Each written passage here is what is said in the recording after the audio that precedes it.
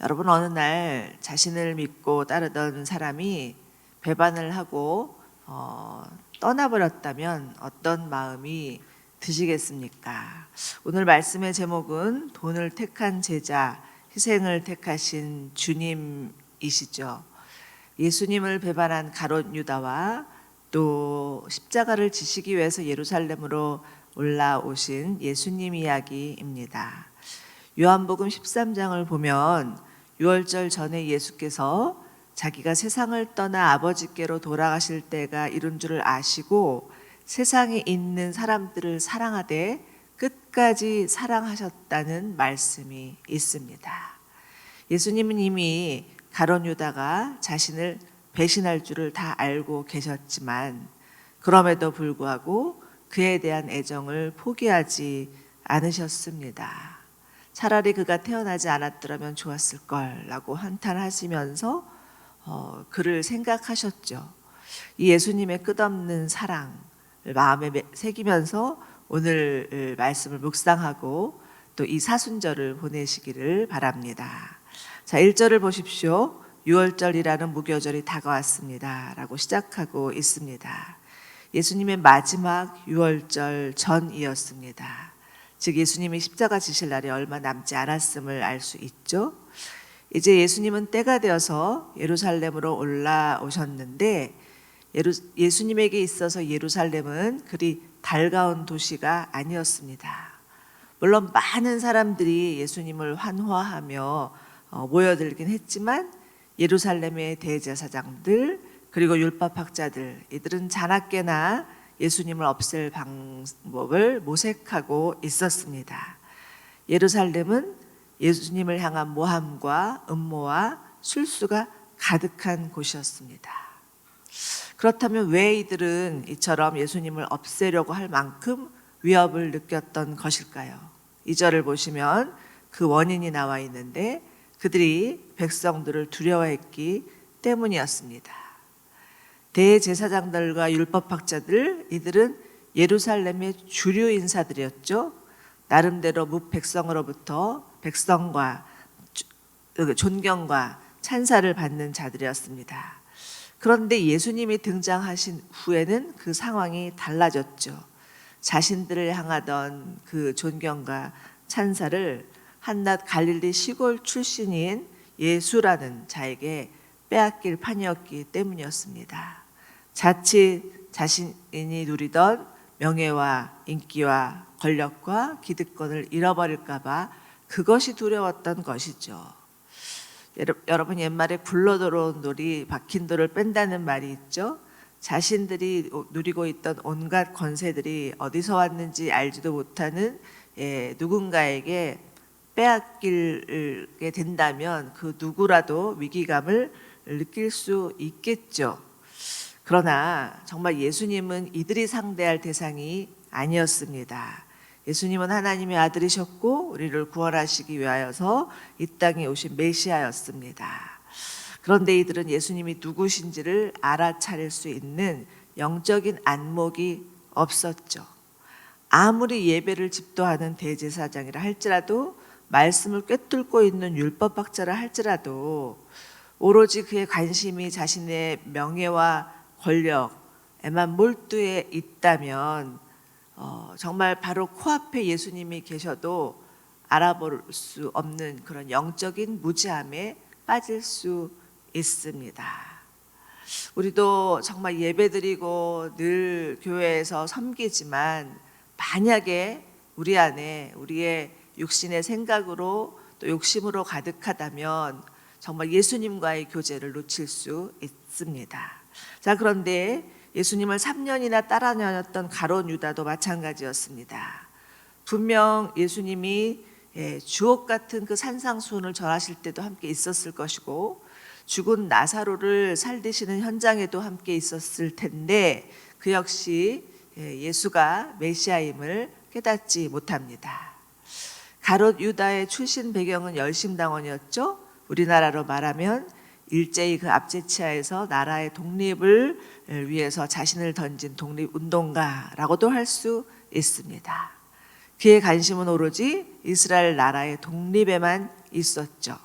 어떻게든 로마의 압제로부터 자신의 나라를 구출할 지도자가 있다면 내 몸 바치리라 라고 생각하며 예수님을 따랐던 겁니다. 그런데 아무리 보아도 예수님은 나라의 독립에는 관심이 없고 급기야는 예루살렘에 올라가서 이제는 죽을 것이다 라는 그런 가룟 유다가 듣기에는 엉뚱한 소리죠. 이 엉뚱한 소리를 늘어놓는다 생각하니 예수님에 대한 실망감으로 가득하게 됩니다. 더 이상은 예수님을 따를 이유를 찾지 못하는 거죠. 더구나 그는 예수님의 제자 공동체에서 전대를 맡은 자였습니다. 그러면서 은근슬쩍 수시로 돈을 빼돌리는 그런 죄를 행하고 있었죠. 급기야는 직접 대제사장들과 경비대장을 찾아가서 예수를 넘겨줄 것에 대해서 의논하고 돈을 받기로 작정을 합니다.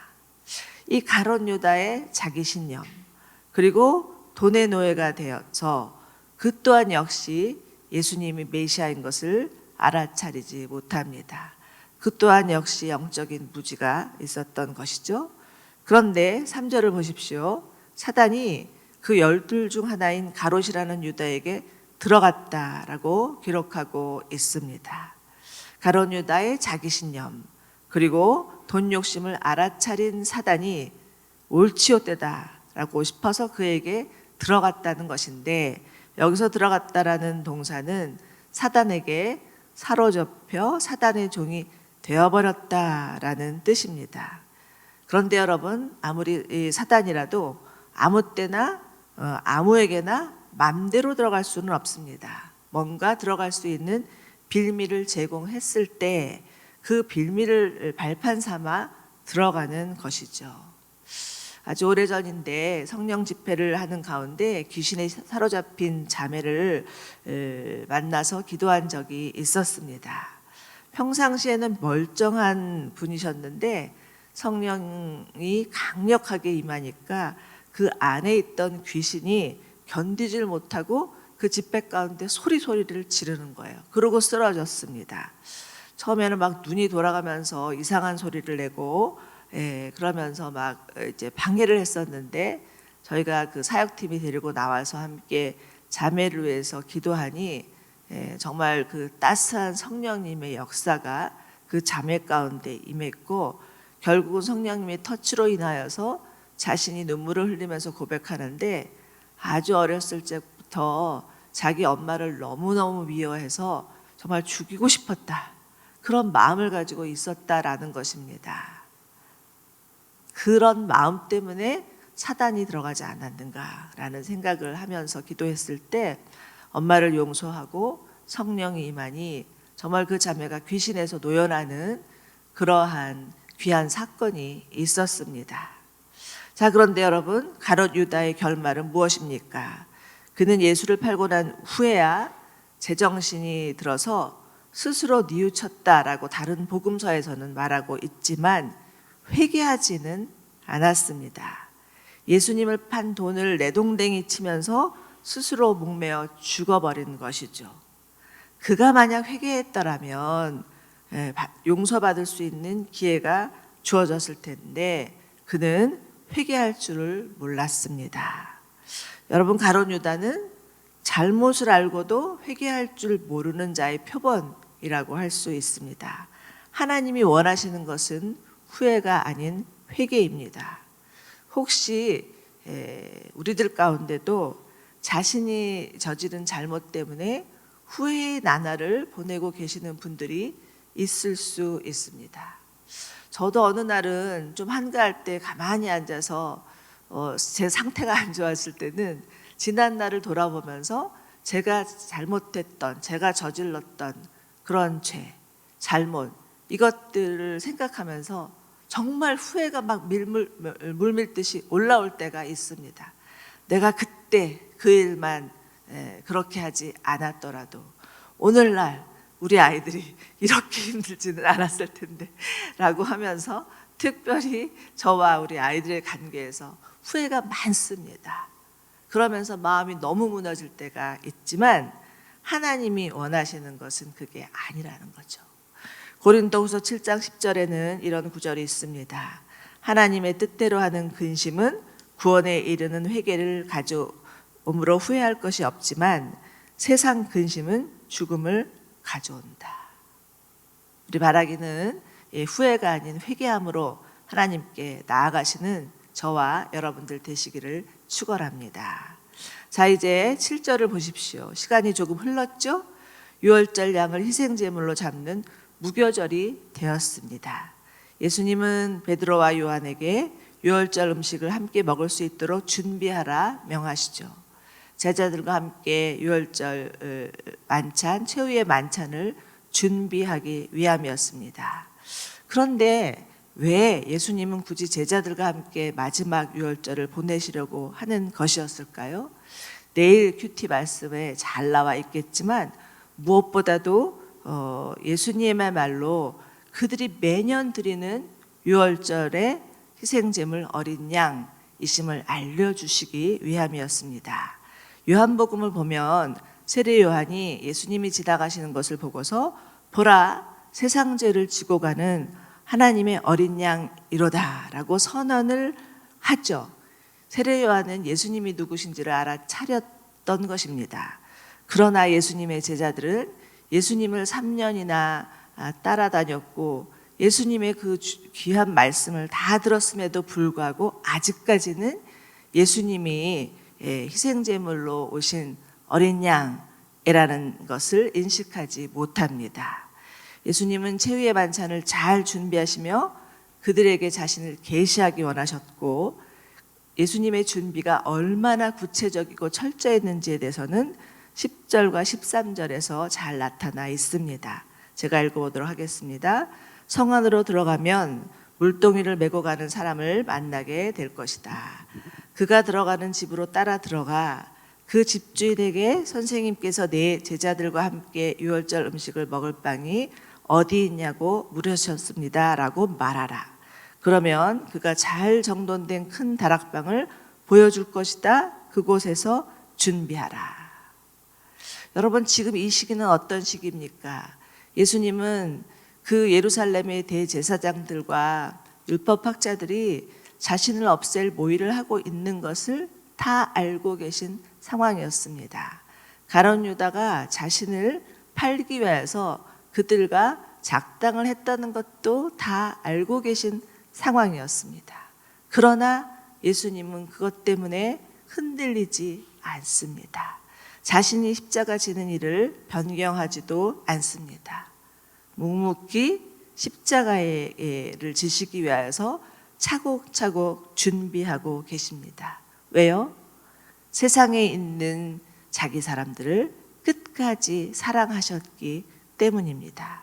자, 그렇다면 우리를 위해서 어린 양으로 오신 예수님, 기꺼이 희생제물이 되기 위해서 오신 예수님을 위해서 우리가 해야 할 일은 무엇일까요? 13절입니다. 그들이 가서 보니 예수께서 말씀하신 그대로였습니다. 그래서 그들은 유월절 음식을 준비했습니다. 우리 또한 예수님의 그 말씀을 따라서 순순히 또 순종하였던 것처럼 예수님의 제자들처럼 우리도 순순히 주님을 따르는 것입니다. 세상에 아무리 요동을 치고 아무리 들끓는다 해도 우왕좌왕하지 않고 흔들리지 않고 요동하지 않고 주님이 부탁하신 것을 응하는 것입니다. 세상의 모든 죄를 지시기 위해서 이 땅에 오신 예수님을 위하여서 유월절을 준비하는 것이죠. 여러분, 유월절은 무엇입니까? 패스오버라고 하죠. 정말 애굽에 임한 모든 죽음의 재앙이 문설주에 바른 어린 양의 피로 인해서 지나가는 것을 기념하는 날이 유월절입니다. 그로 인해서 유월절은 이스라엘의 그 첫 달, 한 해의 시작이 되었죠. 자, 그렇습니다. 여러분, 예수님의 피 흘리심으로 인하여서 우리에게 새 생명이 주어졌고 새 날이 시작되었습니다. 오늘도 유월절 어린 양 되신 예수님께 감사함으로 우리 가운데 새 생명 주시고 새 날 주신 주님 앞에 감사함으로 나아가는 저희 모두 되기를 소망합니다.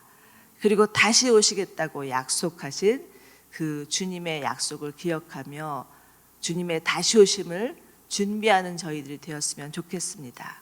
얼마나 지금 이 세상이 정말 예수님이 말씀하신 말세의 징조를 향해서 가고 있는지 모릅니다.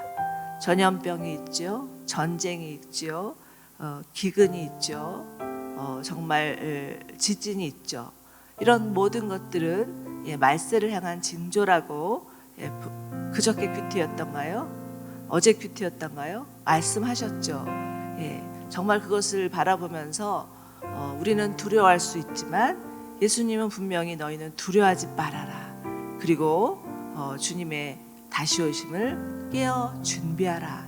이렇게 말씀해 주심을 기억하시면서 하나님, 오늘도 저희가 이 세상에 나타나고 있는 현상을 바라보면서 두려워하는 자가 아니라 하나님을 신뢰함으로 주님 앞에 깨어 기도하는 자들이 되기를 원합니다 라고 고백하는 저와 여러분들 되시기를 축원합니다.